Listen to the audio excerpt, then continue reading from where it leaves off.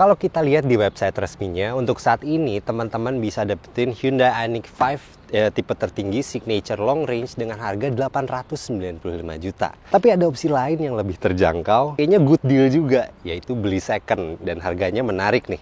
Berapa harganya? Kayak apa kondisi mobilnya? Teman-teman bisa cek video ini. Selamat datang di Autofun Indonesia.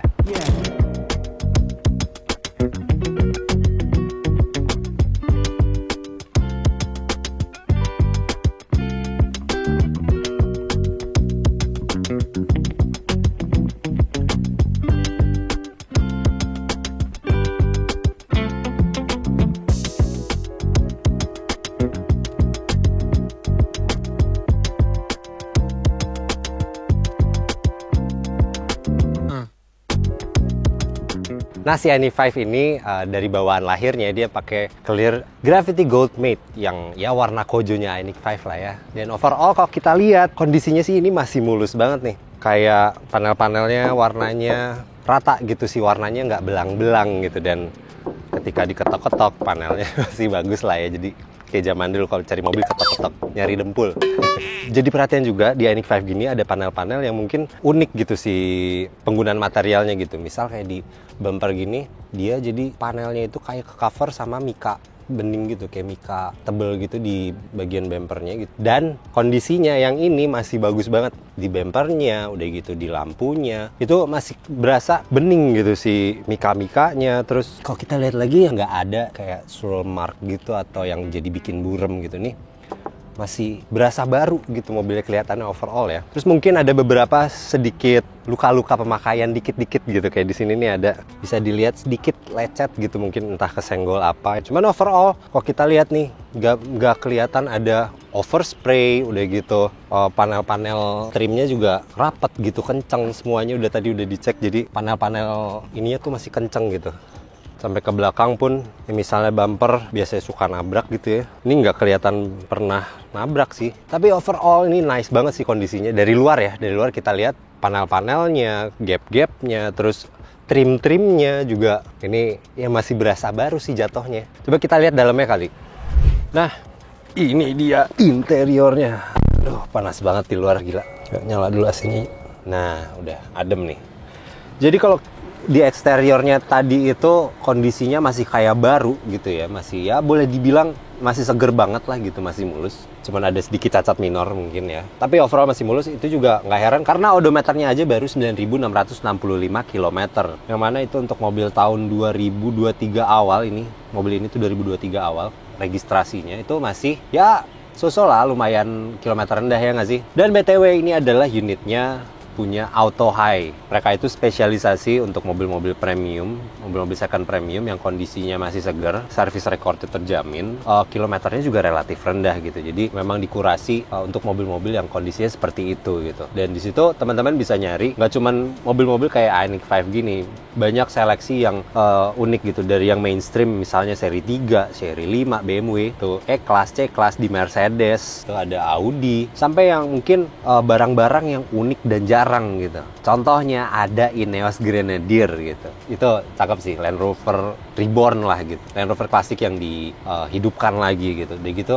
ada kayak seri 5 Touring, BMW seri 5 Touring, sampai mobil-mobil yang mungkin saat ini masih inden di sini ready stock kayak Alphard contohnya, banyak seleksi Alphard di sini. Jadi kalau teman-teman nyari unit premium masih seger, low kilometer, service record juga bisa cek ke Auto High yang ada di Bintaro. Ini dealernya gede, tinggal main deh gitu.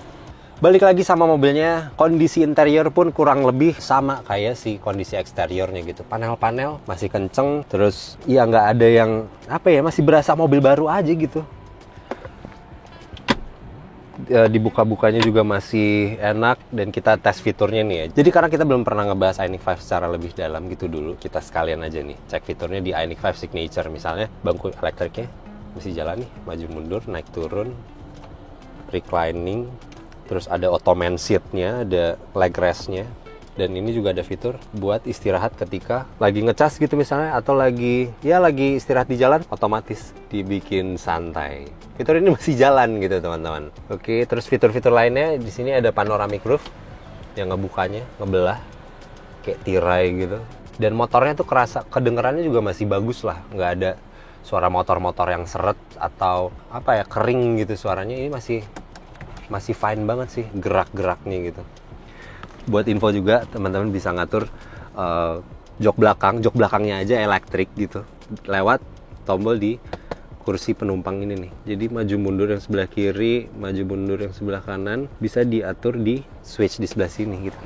Terus ini kalau mau maju mundurin, ini geraknya masih bagus lah ya. Lalu lihat island tengahnya bisa gerak, dan ini masih smooth juga. Jadi untuk gue duduk di depan ini, sejauh ini berasanya masih ya kayak dulu lagi ngetes iNIQ 5 lagi baru-barunya sih. AC juga masih dingin, blowernya kencang, terus untuk dari sisi audio juga nggak ada delay atau apa gitu ya, masih beroperasi, dimana juga ini berfungsi sebagai layar dari climate controlnya, termasuk untuk setting heated seat sama ventilated seat, karena si iNIQ 5 ini udah lengkap dengan heated seat dan ventilated seat, dan kita ngaturnya di sini. Masih keluar anginnya. Sisi pengemudi, ini anginnya masih keluar. Sisi penumpang juga masih normal fungsinya. Jadi fitur-fiturnya overall dari yang udah gue coba itu masih berfungsi secara normal gitu. Dan kondisi kabinnya ini nggak ada bau-bau aneh misalnya kalau teman-teman takut banjir atau apa. Sama kalau nyari mobil-mobil gini juga kayaknya kita mesti cek bekas banjir nggak sih. Salah satu cara yang mungkin mudah di iNIQ 5 ini itu di bawah ini ada ada panel. Ada panel untuk as dari setirnya. Ini kita nggak nemuin karat. Terus ada kayak di balik konsol ini ada panel-panel logam juga yang ya ini kondisi akhirnya bisa dibilang masih seger sih, bebas banjir juga, udah jelas dari itunya tuh panel di firewallnya. Dan kita belum nemu karat, dan terus baut-bautnya juga masih ada tanda-tanda udah dikencengin dari pabriknya gitu, nggak pernah dikendorin, dan ini masih lempeng-lempeng si garisnya nih. Jadi ya sejauh ini menarik sih mobilnya. Hyundai iNIQ 5 juga bisa jadi salah satu opsi buat teman-teman yang pengen duduk belakang terus disopirin, karena ini di belakang tuh nyaman banget, ruangnya lega, lebar, headroom juga lowong, apalagi bisa berasa makin makin roomy gitu, karena si ini tadi nih, si panoramic glass roofnya itu bisa bikin berasa mobil tuh beneran lapang gitu, terus kaki juga leluasa gitu teman-teman. Terus fiturnya juga mendukung lah untuk kenyamanan di belakang gitu. Misalnya AC aja ada blower lagi di belakang yang nempel di pilar.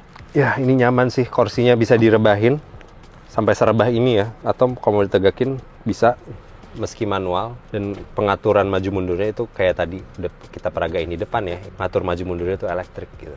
Balikin lagi mundur, aduh ini enak banget sih. Terus misalnya juga ketika butuh untuk laptopan atau ya sambil kerja di mobil gitu, terus baterai laptop habis, tenang. Di sini ada colokan listriknya. Ini kita tes ya. Kita colok. Ngecas tuh. Ini soketnya AC 250 volt, 16 ampere yang ya masih cukup lah ya. V2L-nya gitu di bagian dalam. Balikin tutup lagi. Jadi buat X-Mood gitu rasanya, yang sambil sibuk di jalan tuh kepake sih. Dan ketika udah jalan pun audionya, audio Bose yang surroundnya udah gitu sih, rasa-rasa bassnya nggak pecah, detailnya dapet, itu nyaman gitu di telinga, makin nyaman lah di perjalanan gitu. Terus kondisi mobilnya sendiri ya balik lagi masih berasa baru, bahkan ya kayaknya saking jarangnya didudukin gitu di bagian belakang, ini plastik bawaan pabrik aja nih kayaknya belum dikletekin nih. Udah agak keriting sih ujung-ujungnya, cuman ini masih diplastikin gitu, masih ada protective filmnya gitu di sini. Gitu. Masih berasa baru lah ya. Sebelum kita tes jalan, kita cek bagasinya dulu nih. Jadi bukannya elektrik.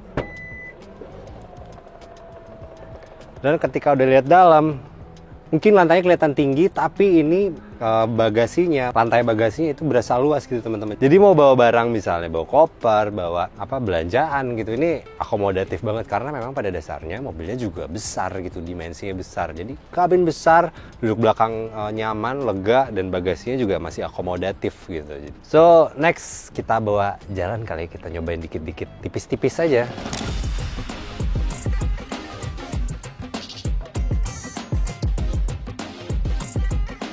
Buat di bawah jalan, Ioniq 5 ini jadi salah satu opsi mobil yang bantingannya tuh nyaman gitu, dan feel berkendaranya nice to drive gitu, enak, nyaman, apalagi dia punya wheel track yang lebar, udah gitu wheelbase yang panjang, sehingga berasa emang naik mobil yang kayak apa ya, rasanya mungkin sedan atau SUV yang cukup besar gitu, si rasa nempel ke jalannya. Dan ditambah lagi bantingan suspensi punya Ioniq 5 ini, spektrumnya lebih cenderung ke arah yang comfort, empuk, meredam dengan baik gitu. Dan redamannya itu bukan redaman yang mantul-mantul gitu. Jadi untuk dikendarai, untuk jadi pengemudi itu memang ya akhirnya nyaman, apalagi ketika duduk di belakang yang udah kabinnya besar, didudukin nyaman, ditambah bantingan suspensi yang seperti itu juga. Lalu dari sisi kekedapan suara, fine juga rasanya buat sebuah mobil yang mungkin ekspektasi harganya tuh di harga 700-800 jutaan gitu ya. Ketika barunya apalagi 895 juta gitu barunya. Ini rasanya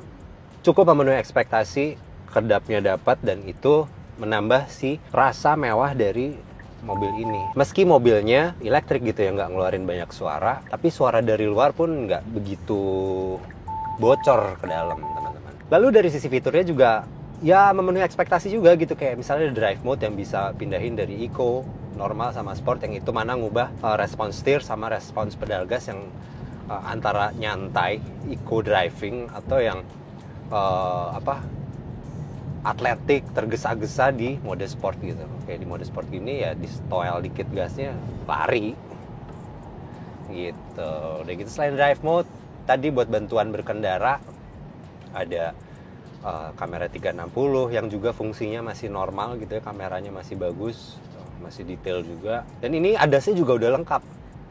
Jadi adaptive cruise-nya ada, terus lane keeping assist-nya pun bisa beroperasi di kecepatan rendah nih.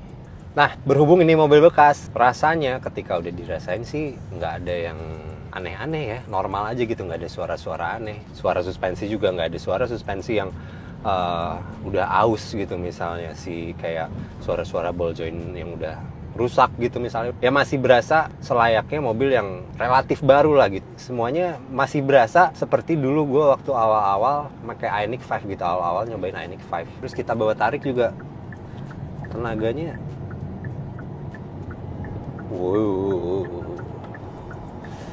mantap nih tenaganya, karena oke lah, angka on paper nggak yang fantastis kayak Ioniq 6 gitu ya. Ini cuman 217 PS dan torsinya 350 Nm, tapi itu lebih dari cukup gitu. Dan apalagi torsinya itu juga instan berhubung ini mobil listrik. Jadi ketika dibejek pedal gas, narik aja udah, emang sensasi mobil listriknya dapat banget gitu. Terus setir juga lempeng di bawah jalan, nggak bawa kiri bawa kanan. Ya dia mobilnya masih seger lah, emang dari luar seger, dari interior seger, dan ketika udah dipakai pun masih seger juga. Menarik nih teman-teman, mungkin jadi buat bahan pertimbangan gitu buat kalau mau nyari Ioniq 5 second.